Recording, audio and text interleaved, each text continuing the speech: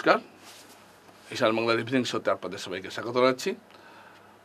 আপনারা যাকে আজকে স্টুডিওতে আমন্ত্রণ জানিয়েছি তাকে আপনারা অনেকবার আমাদের স্টুডিওতে এসেছেন এবং যখনই কোনো বরাক উপত্যকার ক্ষেত্রে কোনো সামাজিক রাজনৈতিক সংকট দেখা দেয় তখনই দেখা যায় পরিদত্তর একটা মুখ্য ভূমিকা নিয়ে থাকেন। এবং আপনারা জানেন যে গত পরশুদিন আলফা শান্তি গত 29 তারিখ আলফা শান্তি চুক্তি স্বাক্ষরিত হয়েছে এবং সেই চুক্তিতে এমন কিছু সংস্থান রয়েছে যেমন 100% চাকরি খিলঞ্জিয়াদের জন্য সংরক্ষণ, অখণ্ড আসাম, এই সমস্ত কথা রয়েছে এবং 6 নম্বর এবং ভূমিপুত্রদের অধিকারের কথা বলা হয়েছে। এই সমস্ত কিছু আমাদের বরাক উপত্যকা রাজনৈতিক জীবনে আগামীতে একটা সংকট ডেকে নিয়ে আসতে পারে। তো এই বিষয়ে আমরা আজকে পরিদত্তরের কাছে জানতে চাইব যে তিনি এই বিষয়টা কীভাবে অনুধাবন করছেন। তো পরিদা, প্রথমে আপনাকে স্টুডিওতে স্বাগত জানাই। এই যে শান্তি চুক্তি হয়েছে পুরোটা তো এখনো প্রকাশিত হয়নি, যে আভাস পাওয়া গেছে সেটা দেখে আপনি কি ভাবছেন? দেখুন, প্রথমে আমরা আলফার সঙ্গে যে শান্তি চুক্তি হয়েছে সেটাকে আমরা স্বাগত জানাই। অনুপ চেটিয়া, অরবিন্দ রাজখোয়া তারা যে অস্ত্র ছেড়ে ভারতের সংবিধানকে মেনে মূল ধারায় ফিরে এসে আলোচনার টেবিলে বসেছেন, সেটাও ধন্যবাদ পাওয়ার যোগ্য। কিন্তু এখানে একটা প্রশ্ন রয়ে গেছে যে আলফার চুক্তির সঙ্গে বরাক ভ্যালির আদৌ সম্পর্ক কি আছে। কারণ বরাক ভ্যালি আলফার সংগ্রামে কখনোই সামিল ছিল না, এমনকি আসাম আন্দোলনেও বরাক উপত্যকার কোনো অংশ গ্রহণ কেউ করেনি। সুতরাং এই চুক্তির সঙ্গে বরাক উপত্যকার খুব একটা সম্পর্ক আছে বলে মনে করি না, তবে কিছু কিছু ক্ষেত্রে আছে, সেগুলো আমি বলছি। আমরা একটা জিনিস লক্ষ্য করছি যে কেন্দ্রীয় সরকার এবং বিভিন্ন রাজ্যের সরকারগুলো যারা বন্দুক হাতে নেয় তাদের সঙ্গে তাড়াতাড়ি করে আলোচনায় বসে যায়। এর জ্বলন্ত উদাহরণ আপনি দেখুন, মিজোরামে MNF অস্ত্র নিয়ে দীর্ঘদিন সংগ্রাম করেছে, তাদের সঙ্গে রাজীব গান্ধী চুক্তি করেছে। মণিপুরে PLAর সঙ্গে চুক্তি করেছে। বড়োল্যান্ডে বড়োদের সঙ্গে চুক্তি করেছে। ডিমাসাদের সঙ্গে চুক্তি হয়েছে। সবাই কিন্তু সশস্ত্র সংগ্রাম করেছে। তারপরেই দেখা যায় যে সরকার তাদের সঙ্গে আলোচনায় বসে। তাতে কি একটা জিনিস প্রমাণিত হয় না যে সরকার যারা অস্ত্র হাতে নিচ্ছে তাদেরকে গুরুত্ব দিচ্ছে এবং যারা শান্তিপূর্ণ গণতান্ত্রিক পদ্ধতিতে দাবি আদায় করতে চায় তাদের কোনো গুরুত্ব না দেওয়ার ফলে তাদের কি অস্ত্র হাতে তুলে নেওয়ার জন্য কি এটা অনুপ্রেরণা জাগানো হচ্ছে না? এটা আমার একটা সরকারের কাছে একটা প্রশ্ন রয়েছে। আমি জানি অটল বিহারী বাজপেয়ীজি ভারতবর্ষের ছোট ছোট রাজ্যের পক্ষে ছিলেন। উনি নিজে 3টা রাজ্য গঠন করে গেছেন এবং আমার জানা মতে বিজেপিও এই ফর্মুলায় বিশ্বাস করেন যে ছোট ছোট রাজ্য হলে শাসন করতে সুবিধা হয়। আলফার চুক্তিতে আমরা কি পেলাম? 1.5 লক্ষ কোটি টাকা পেয়েছে, আর অসমিয়াদের সুরক্ষা, খিলঞ্জিয়াদের জন্য 95টা আসন সংরক্ষণ করা, এছাড়া আর নতুনত্ব কিছু আছে বলে আমি মনে করি না। আর এই সব কথাগুলো, এই যে খিলঞ্জিয়াদের স্বার্থ রক্ষা করা, ভূমিপুত্রদের স্বার্থ রক্ষা করা, এসব কথা তো মুখ্যমন্ত্রী আগেই ঘোষণা করে দিয়েছে। তো আলফার সঙ্গে আলোচনা করে একই জিনিস আবার চুক্তি করার কি মানে, আমি এটার গুরুত্ব বুঝতে পারছি না। না, ধরুন এই যে এটা আগে তো একটা মুখ্যমন্ত্রী বলেছেন, কোনো কাগজপত্র লেখা হয়নি, এখন একটা চুক্তি হয়ে গেছে। ওখানে রাজ্য সরকার এবং কেন্দ্রীয় সরকারের প্রতিনিধিরা স্বাক্ষর করেছেন। তো চুক্তি যখন তার একটা নিশ্চয়ই একটা একটা প্রভাব থাকবে বা একটা আইনি একটা বিষয় থাকবে এখানে, এটাও তো হতে পারে। এই ব্যাপারে আমি বলবো, তারা যে খিলঞ্জিয়ার জন্য 98টা সিট সংরক্ষণ করেছে বলছে, আসাম সরকার কি আজ পর্যন্ত খিলঞ্জিয়ার সংজ্ঞা নির্ধারণ করতে পেরেছে? না। কে অসমিয়া তার সংজ্ঞা নির্ধারণ করতে পেরেছে? বিধানসভায় বারবার প্রশ্ন করা হয়েছে খিলঞ্জিয়ার সংজ্ঞাটা কি সেটা সরকার বলুক, এবং অসমিয়ার সংজ্ঞা, অসমিয়া বলতে কাদের বোঝায় সেটা ব্যাখ্যা করুক। কিন্তু সরকার ব্যর্থ হয়েছে। তাই আমরাও ভেবেছি সুপ্রিম কোর্টে আমরা একটা আবেদন করব যে আসামে খিলঞ্জিয়ার ব্যাখ্যাটা কি সেটা সুপ্রিম কোর্ট নির্ধারণ করুক।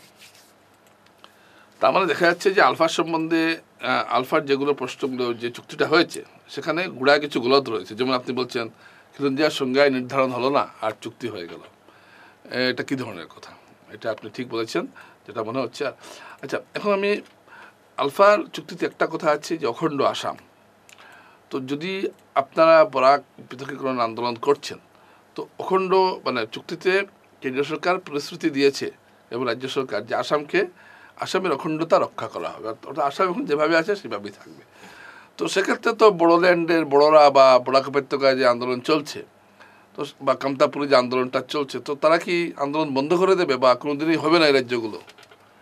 এটা আমি বিশ্বাস করি না। কেননা দেখুন, আসাম অতীতে 6 টুকরা হয়েছে, বিভিন্ন রাজ্য গঠন হয়েছে, তারা অসমিয়াদের সঙ্গে সমঝোতা করে থাকতে পারে না। বড়রা অসমিয়াদের সঙ্গে থাকতে পারে না বলে আলাদা রাজ্য দাবি করেছে। কামতাপুরী অসমিয়াদের সঙ্গে থাকতে পারে না বলে আলাদা রাজ্যের দাবিতে আন্দোলন করছে। আমরা বরাক উপত্যকার প্রতি বৈষম্যের বিরুদ্ধে আন্দোলন করছি, অসমিয়াদের বিরুদ্ধে না। আমাদের আন্দোলন অসমিয়াদের বিরুদ্ধে না। আপনি বলছেন যে আমাদের প্রতি যে বঞ্চনা চলছে, বৈষম্য চলছে, অসমিয়া জাতির প্রতি কোনো আন্দোলন নয়, বিদ্বেষের কোনো আন্দোলন নয়, এটা নয়। এটা হলো মানে বঞ্চনা যেটা হচ্ছে, এবং সেই বঞ্চনার প্রতিবাদে আন্দোলন। আচ্ছা, পৃথক বঞ্চনা বলতে আমি যে জিনিসগুলো বলতে চাই যে দেখুন, এই যে ডিটেনশন ক্যাম্পে 2300 বাঙালিকে জেলে ভরে রাখা হয়েছে। অথচ প্রধানমন্ত্রী নরেন্দ্র মোদী নির্বাচনের আগে প্রতিশ্রুতি দিয়েছিলেন বিজেপি সরকার যদি ক্ষমতায় আসে তাহলে ডিটেনশন ক্যাম্প ভেঙে গুড়িয়ে দেব। ভাঙ্গা তো দূরের কথা, কেন্দ্রীয় সরকারের টাকায় এশিয়ার বৃহত্তম ডিটেনশন ক্যাম্প গোয়ালপাড়ায় বানিয়ে সেখানে 2300 লোককে জেলে ভরে রাখা হয়েছে। দিনের পর দিন একজন করে মারা যাচ্ছে। তারা যদি বাংলাদেশি হয়ে থাকে তাহলে তাদের বাংলাদেশে কেন পাঠাচ্ছে না? আসুন, আপনি এনআরসিতে 19 লাখ লোক হিন্দু মুসলিমের নাম কাটা গেল। তারা প্রকৃত ভারতীয় কিনা সেটা পরীক্ষা করার তো কোনো সুযোগ সরকার নিল না। এই 1600 কোটি টাকা খরচা করে এনআরসি হলো। এখন মুখ্যমন্ত্রী বলছেন যে এই এনআরসি আবার রিভেরিফিকেশান হবে। আমার যতটুকু জানা মতে অ্যাকর্ডিং টু কনস্টিটিউশন এনআরসি 2 বার হতে পারে না। মুখ্যমন্ত্রী বলছেন এখানে বিদেশি লোকের নাম ঢুকেছে, তাদের নাম কাটতে হবে। কিন্তু আমরা যেটা বলছি যে 19 লাখ লোক নাম কাটা গেছে যাদের, তারা প্রকৃত ভারতীয় অনেকেই রয়ে গেছে যাদের নাম কাটা গেছে, তাদেরটাও রিভেরিফিকেশান করা হোক। যদি এনআরসি রিভেরিফিকেশনই হয় তাহলে যারা বিদেশি তাদেরকেও বের করা হোক, আর যারা ভারতীয় তাদেরকেও ঢোকানো হোক। এটাই হবে আমাদের দাবি।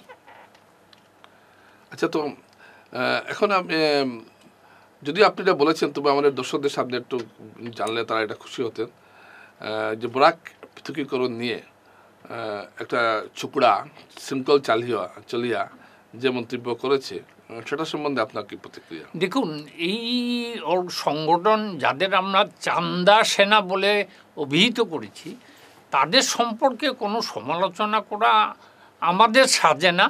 কেননা তাদের ব্রহ্মপুত্র ভ্যালির কোনো পত্র পত্রিকা, কোনো মিডিয়া কেউ কোনো গুরুত্ব দেয় না।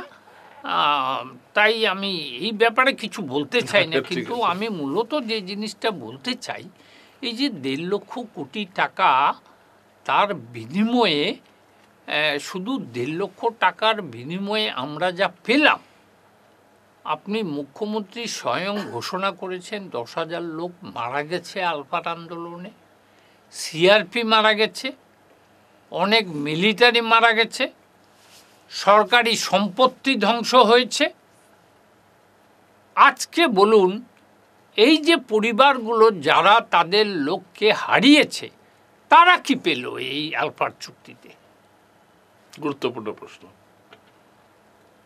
আসুন এবার আমাদের এই আলফার হাতে ইউএমএফ এর প্রেসিডেন্ট কালীপদ সেন কালীপুজোর দিন মার্ডার হলেন। দুলিয়াজানে রয়্যাল ইন্ডিয়ার অফিসার রবি মিত্র মার্ডার হয়ে গেলেন। গুয়াহাটি মেডিকেল কলেজের student doctor Anjan Chakraborty murder হয়ে গেলেন। তারপরে মাজুলিতে যে সমাজসেবামূলক কাজ করত, তার নামটা হচ্ছে সঞ্জয় ঘোষ, তাকে হত্যা করা। তাদের পরিবারের জন্য কি দেওয়া হলো আলফার চুক্তিতে? যেসব পরিবার মারা গেল তাদের পরিবার কি পেল? তারপরে ধলাই যে 5টা বাঙালি, ধলাই 5 জন বাঙালিকে আলফা হত্যা করলো, তাদের পরিবার কি পেল? আলফার চুক্তি কি তাদের জন্য কোনো মূল্য নেই? শুধু 98টা খিলঞ্জিয়ার জন্য সিট রিজার্ভ করা হলো, আর 1.5 লক্ষ কোটি টাকা পেল। 1.5 লক্ষ কোটি টাকায় আমাদের আসামের কি ডেভেলপমেন্ট হবে? অন্তত 25 লক্ষ কোটি টাকা দেওয়া উচিত ছিল। সেটা আলফার নেতারা কী করে মেনে নিল আমি জানি না। আর সবচেয়ে বড় কথা হচ্ছে, পরেশ বড়ুয়াকে বাদ দিয়ে আলফার চুক্তি কখনো সফল হতে পারে না। পরেশ বড়ুয়া তো মানেনি এটা চুক্তি। পরেশ বড়ুয়া মানেনি এবং তার সমালোচনা করেছে। পরেশ বড়ুয়া তার যে প্রিন্সিপাল আছে, সে তার প্রিন্সিপাল নিয়ে সে এখনো মানে সে আত্মগোপন করে আছে। সুতরাং আমি মনে করি পরেশ বড়ুয়াকে এনে আলোচনার টেবিলে না বসাতে পারলে আলফার আলোচনা সফল হয়েছে বলে আমরা মনে করি না। আর যারা সারেন্ডার করেছিল তারা সিকিউরিটি পাচ্ছে, তারা আসামের সব বড় বড় কন্ট্রাক্ট করছে বহুদিন আগের থেকেই, তারা ওয়েল এস্টাবলিশড। সুতরাং তাদের জন্য আমি আসামে খুব একটা শান্তি ফিরে আসবে এই কথা আমি মনে করি না। আর তাছাড়া আমি মনে করি এই যে বলছে আসাম আর ভাগ হবে না, আসামে বড়রা আজকে কেন সেপারেট আন্দোলনের দাবি করেছিল, কামতাপুরি কেন আন্দোলন করছে, এনসিএল কার্বি আংলং এখনও আলাদা রাজ্য চায়। আর আসামের কথা বলবো, আসামের কথা বললে আসামের কোন চুক্তিটা সফল হয়েছে আমাকে বলতে পারবেন? আসাম অ্যাকর্ড হয়েছে, খুব হইচই করে রাজীব গান্ধী 14 আগস্ট স্বাধীনতা দিবসের আগের দিন চুক্তি করলেন। আপনি বলুন তো, বিগত 30 বছরে তাদের মূল আন্দোলন ছিল বিদেশি বিতাড়ন। একজন বাংলাদেশিকে বাংলাদেশে ফেরত পাঠিয়েছে। 30 বছরে কি এই ফসল আসাম আন্দোলনের? আসাম আন্দোলনের জন্য একটা ডিপার্টমেন্ট খোলা হয়েছিল সরকারের থেকে, আসাম চুক্তি রূপায়ণ মন্ত্রক। আসাম চুক্তি রূপায়ণ মন্ত্রক। একজন বাংলাদেশি পাঠানোর জন্য কি চুক্তি করা হয়েছিল? আর এতদিন লক্ষ লক্ষ মানুষ আসাম আন্দোলনে বিদেশি খেদা ও আন্দোলনের জন্য ঝাঁপিয়ে পড়েছিল, ছাত্র থেকে আরম্ভ করে সমস্ত বৃদ্ধ মানুষ সবাই। তার ফসল কি একজন বাংলাদেশি? আসুন এনআরসি সফল হলো না। 19 লাখ লোকের নাম কাটা গেল, 1600 কোটি টাকা খরচা হলো। এখন সরকার বলছে আবার ভেরিফিকেশন হবে, এটাও ব্যর্থ হলো। প্রসঙ্গটা একটা আনছি আমি দেখলাম যে আপনাদের দলের পক্ষ থেকে বরাক সেপারেশন বা বরাক পৃথকীকরণের দাবিতে হোর্ডিং পড়েছে গোটা শহর জুড়ে।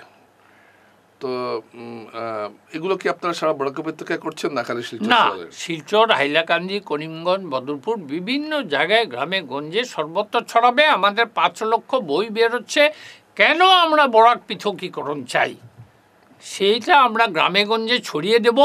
আর এছাড়া আমরা একটা গণকনভেনশন করছি, যেখানে আমরা বিভিন্ন রাজনৈতিক অরাজনৈতিক সংগঠন এবং বিশিষ্ট ব্যক্তিদের নিয়ে একটা সমন্বয় কমিটি করব। সেই কমিটির মাধ্যমে বৃহত্তর আন্দোলন হবে। আমরা আগামী 17 তারিখ ত্রিপুরায় যাচ্ছি। ত্রিপুরা একটা বাঙালি রাজ্য, সেখানে গিয়ে আমরা আসামে 1.5 কোটি বাঙালি কী দুর্দশায় আছি সেই বিবরণ আমরা ত্রিপুরাবাসীর কাছে তুলে ধরব। তো আপনি আগে দিল্লি গেলেন, পশ্চিমবঙ্গ গেলেন, এখন আবার ত্রিপুরায় যাবেন। তো আপনারা কি মানে সারা ভারত জুড়ে কোনো জনমত তৈরির প্রক্রিয়া করছেন? 100 বার। আমরা যদি যতক্ষণ কেন্দ্রীয় সরকার আমাদের সঙ্গে আলোচনায় না বসবে, আমরা এই ভারতবর্ষের বিভিন্ন রাজ্যে গিয়ে আসামের বাঙালিদের, এই পৃথিবীর 72 কোটি বাঙালি আছে, এই 72 কোটির মধ্যে 1,20,00,000 বাঙালি আসামে আছে। আমাদের কি দুর্দশা, আমরা কি অবস্থায় আছি, সেটা ভারতবর্ষের জনগণকে আমরা ছড়িয়ে দেব। আচ্ছা, বরাক উপত্যকায় যখন যে সমস্যাটা তৈরি হয়েছে, যেমন দেখা যাচ্ছে লোকসভা নির্বাচন সামনে আসছে, তো সেই লোকসভা নির্বাচনে পৃথক বরাক কি কোনো প্রভাব ফেলবে আপনি ভাবছেন? 100 বার ফেলবে। আমরা যেসব প্রার্থীদের সমর্থন করব, তাদের আমরা জনগণের কাছে আবেদন করব, যারা পৃথক বরাকীকরণের সমর্থনে আছেন, যদি সরকার আমাদের সঙ্গে আলোচনায় না বসে, তাহলে সরকারের দলকে যাতে একটিও ভোট না দেয় সেই আবেদন আমরা করব। তারপরে আসুন, আপনি আরেকটা কথা আমি বলতে পারিনি, 3 বছর হয়ে গেছে বিল পাস হয়ে গেল, এই বাজেট অধিবেশনে করতে পারে, ঠিক আছে, 3 বছর তো পার হয়ে গেল, সেটা তো হিন্দুদের জন্য করেছিল, সেটাও সফল হয়নি। সুতরাং আলফার চুক্তিও কতটুকু সফল হবে আমার সন্দেহ আছে। আর আসাম আর বিভক্ত হবে না এই কথা বললেই যে হবে না, সেটাকেও আমি বিশ্বাস করি না। কিন্তু 100% চাকরির কথা যে বলা হলো খিলঞ্জিয়ার জন্য, এ ধরনের কথা কি আইনত বলা যায়? এটা আইনত কখনোই বলতে পারে না, চুক্তি থেকে রাখা যায় এরকম। আজকে দেখুন পশ্চিমবাংলায় কি বলতে পারে যে বাঙালিদের জন্য 80% চাকরি সুরক্ষিত থাকবে, এই বিধানসভার আসন সুরক্ষিত থাকবে? মহারাষ্ট্রে কি বলতে পারবে যে এখানে 80% মারাঠিদের জন্য থাকবে? বিহারে কি বলতে পারবে? বিহারে এটা কোনো দেশে কোনো রাজ্যে হয়েছে? আসাম একমাত্র ব্যতিক্রম রাজ্য। আর যদি আজকে কেন্দ্রীয় সরকার যদি শুধু এই যে, আমি কথাটা অত্যন্ত গুরুত্বপূর্ণভাবে কেন্দ্রীয় সরকারের নজরে আনার জন্য, কেননা আমি জানি অমিত শাহ দেশের সমস্যাগুলো জানার বোঝার চেষ্টা করেন, ওনার দপ্তর এই ব্যাপারে খুবই সক্রিয়। আমরা দিল্লিতে গিয়েও দেখেছি স্বরাষ্ট্র দপ্তরে কিছু অফিসার আমাদের সঙ্গে খুব গুরুত্বপূর্ণভাবে আমাদের সমস্যাগুলো শুনেছে। আমি আশা করব আমরা যতক্ষণ শান্তিপূর্ণ গণতান্ত্রিক পদ্ধতিতে আন্দোলন করছি, আমাদের সঙ্গে আলোচনায় বসে যাতে সমস্যার সমাধান হয় তার ব্যবস্থা উনি করবেন বলে আমরা আশা করছি। আমাদের বাঙালিদের অস্ত্র হাতে তুলে নেওয়ার জন্য বাধ্য করবেন না, কারণ একটা কথা আমি গোটা ভারতবর্ষের মানুষকে বলে দিতে চাই, ব্রিটিশ সরকারের রাজত্বে যখন বাঙালিরা প্রথম আন্দোলন স্টার্ট করেছিল কলকাতার থেকে, তখন নেতাজি সুভাষচন্দ্র বসুই কিন্তু প্রথম অস্ত্র হাতে তুলে নিয়েছিলেন এবং আমরা সেই নেতাজির বংশধর। সুতরাং বাঙালির হাতে অস্ত্র তুলে নেওয়ার জন্য বাধ্য করবেন না। কেন্দ্রীয় সরকারকে আমরা বারবার বলে দিতে চাই, এইভাবে আলফার সঙ্গে চুক্তি, মিজোরামের সঙ্গে চুক্তি, মণিপুরের সঙ্গে চুক্তি করে যারা অস্ত্র হাতে নিচ্ছে তাদের সঙ্গে চুক্তি করে যারা শান্তিপূর্ণ গণতান্ত্রিক পদ্ধতিতে আন্দোলন করতে চায় তাদের অবহেলা করার জন্য কিন্তু কেন্দ্রীয় সরকার, রাজ্য সরকার উভয়কেই মাসুল গুনতে হবে। আচ্ছা, এই যে আপনি যে বলেছেন মাঝখানে যে 1 লক্ষ লোক নিয়ে আপনি মিছিল করবেন, এটা কিভাবে সম্ভব? সেটা আমরা করতে চাই, এইভাবে করব, যেহেতু আসাম সরকার 144 ধারা জারি করে রেখেছে, যেটা করতে পারে না 6 মাসের বেশি, কিন্তু আমাদের ক্ষুদিরাম স্ট্যাচুর সামনে এসে দাঁড়াতে দেয় না। তো আমরা বাধ্য হয়েছি, আমরা চিন্তা করছি যে আমরা যেভাবে গণসমর্থন পাচ্ছি, আমরা শিলচর শহরে বন্ধ ডাকবো, 3 জেলা থেকে 1 লক্ষ লোক এনে শিলচর শহরকে আমরা, কোনো গাড়ি ঘোড়া কিছু থাকবে না, শুধু মানুষের মাথা থাকবে। আমরা কেন্দ্রীয় সরকারকে বুঝিয়ে দেব অস্ত্র হাতে না তুলেও শান্তিপূর্ণভাবে কিভাবে মানুষের দাবি আদায় করতে হয়। তো এই যে আপনি বলছেন 1 লক্ষ লোককে আপনি বা আপনারা এক জায়গায় আনতে পারবেন, এটা কিভাবে সম্ভব? জনগণ চাইছে, জনগণ স্বেচ্ছায় আসবে, নিজের খরচায় আসবে। আচ্ছা, আপনি কি ভাবছেন যে আজ থেকে ধরুন 4 মাস বা 5 মাস আগে পৃথক বরাক দিয়ে যে জনসমর্থন ছিল সেটা এখন অনেকটা বেড়েছে?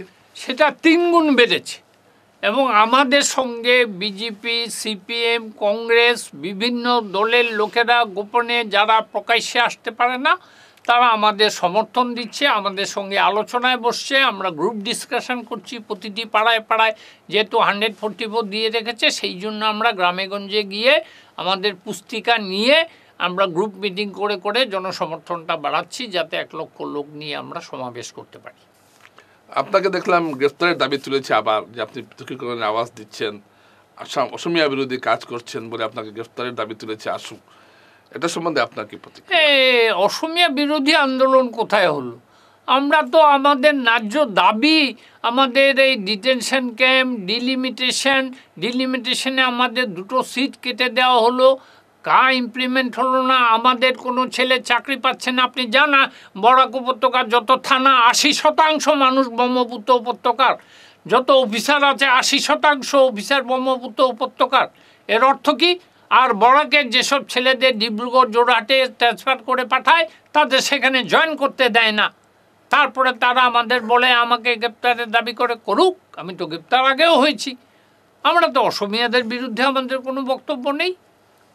আমরা তো আসামের যে 5টা রাজ্য অসমিয়াদের সঙ্গে থাকতে পারে না তাদের আজকে অসমিয়া বুদ্ধিজীবীর কাছে আমার আবেদন, আপনারা একবার চিন্তা করে বিবেচনা করুন কেন আপনাদের সঙ্গে কেউ থাকতে চায় না। আপনারা কোথায় ভুল করছেন?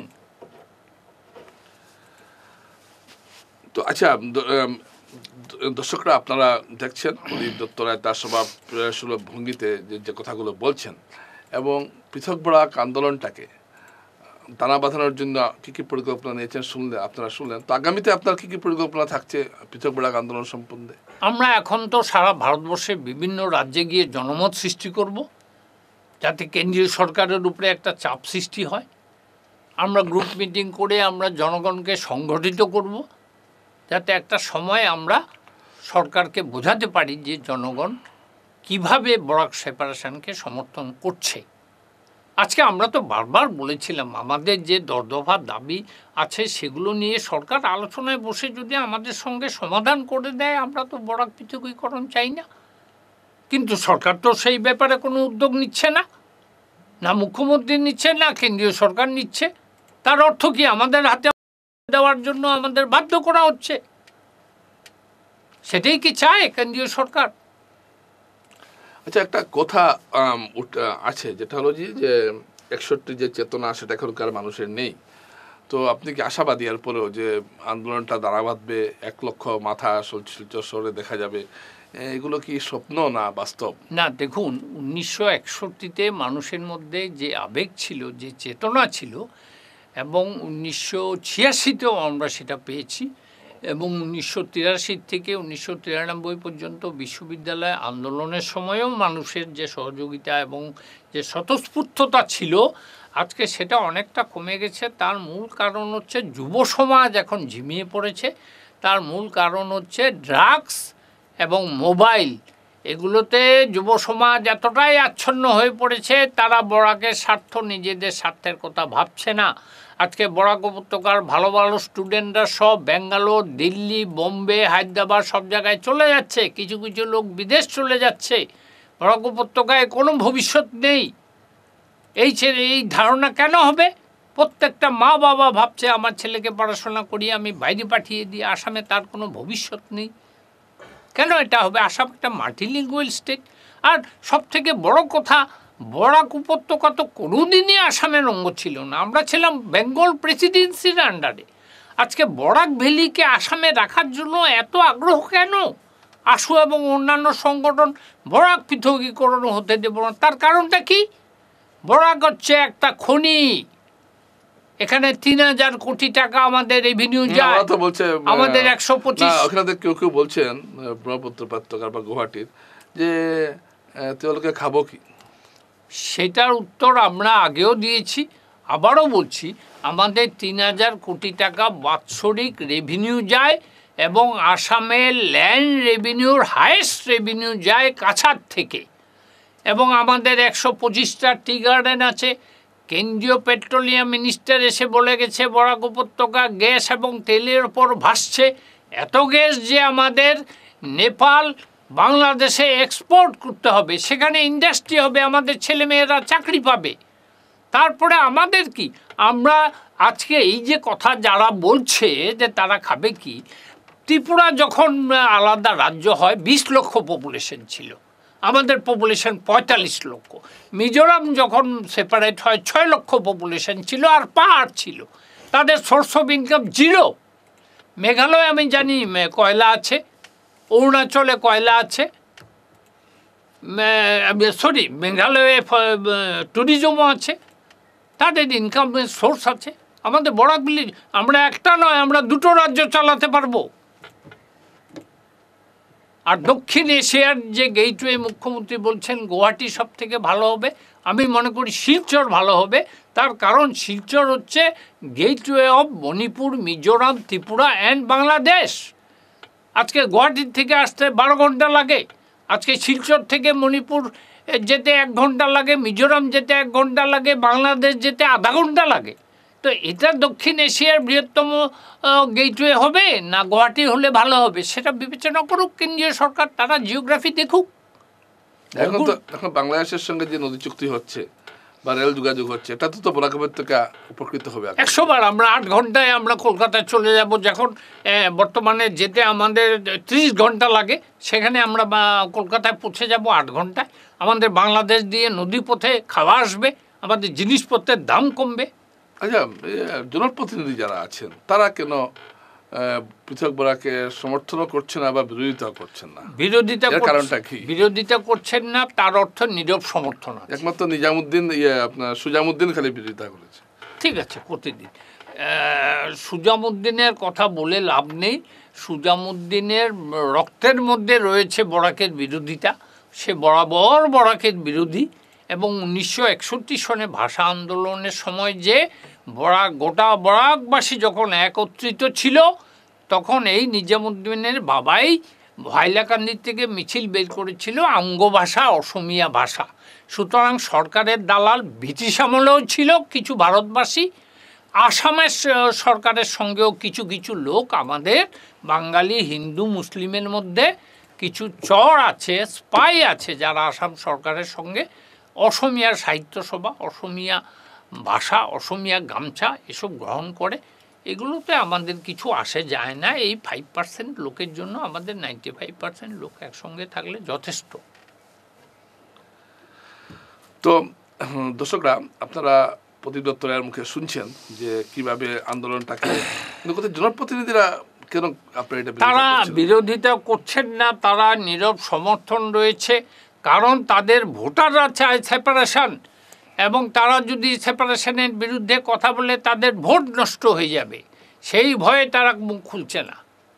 এবং তারা অনেকেই গোপনে আমাদের সঙ্গে সমর্থনের কথা জানিয়ে রেখেছে। কিন্তু আর জনপ্রতিনিধিরা সাহস করে কিছু বলে না, আগামী দিনে তার নমিনেশন ক্যান্সেল হয়ে যাবে, টিকিট পাবে না, এমন একটা পরিবেশ সৃষ্টি, ভয়ের ত্রাসের সৃষ্টি করে রেখেছে যে এমএলএরা মুখ খুলতে সাহস পায় না। আগে কি এরকম ছিল? দর্শকরা, আমরা আলোচনার প্রায় শেষ পর্যায়ে এসে পৌঁছে গেছি। তো আমি প্রদীপ্তরের কাছে একটা জিনিস জানতে চাইব, এই যে আন্দোলনটা যে আপনারা করছেন, কিন্তু স্কুলে বা কলেজে ছাত্র সমাজের মধ্যে কিন্তু তেমন প্রভাবটা দেখা যাচ্ছে না। সেটার কারণ হচ্ছে, দেখুন, বিশ্ববিদ্যালয় আন্দোলনের সময় সবথেকে বেশি অংশগ্রহণ করেছিল স্কুল কলেজের ছাত্রছাত্রীরা। তার কারণটা কি? আমরা তাদের বুঝিয়েছিলাম যে আমরা বিশ্ববিদ্যালয়ে পড়তে পারিনি, গুয়াহাটি ডিব্রুগড় বিশ্ববিদ্যালয়ের নিরাপত্তার অভাবে, কিন্তু তোমরা একদিন স্কুল থেকে গিয়ে কলেজে গিয়ে তারপর বিশ্ববিদ্যালয়ে পড়বে, সেখানে তাদের ইন্টারেস্ট ছিল। সেই জন্য তারা যেভাবে এগিয়ে এসেছিল, বরাক সেপারেশন নিয়ে ছাত্রদের মধ্যে এখনও সেইভাবে তার প্রভাব পড়েনি, তারা এখনও ঠিক বুঝতে পারছে না। তাই ছাত্রছাত্রীদের আমরা এখন ইনভলভ করা, তবে ভবিষ্যতে আমাদের পরিকল্পনা আছে ছাত্ররাও নামবে। দর্শকরা, অনেক অনেক ধন্যবাদ প্রদীপ দা আপনাকে, যে আমাদের স্টুডিওতে এসেছেন এবং খুব গুরুত্বপূর্ণ কথা বলেছেন। এবং তিনি আলফা শান্তি চুক্তির যে আদৌ কিচ্ছু নয় সেটা ব্যাখ্যা করেছেন এবং বরাক উপত্যকার যে গণদাবি যে পৃথক বরাক সেটা আলফা চুক্তির জন্য বাস্তবায়িত না হতে পারে এমনটা আপনি ভাবছেন না, যেটা বললেন। না না, আমি এগুলো কোনো মনে করি না। কেন্দ্রীয় সরকার যদি মনে করে যে আসামকে আরো, আবার আলোচনা শেষ করে আরেকটা প্রসঙ্গ আপনাকে জিজ্ঞেস না করলো, কিন্তু এই যে চুক্তিতে যদি লেখা হয়ে যায়, আমি জানি না লেখা হয়েছে কিনা, যে 100% চাকরি খিলঞ্জিয়াদের জন্য সংরক্ষিত, তো এতে তো আমাদের বরাক উপত্যকার চাকরি এমনিতেই হচ্ছে না, আরো সংকটে পড়বে।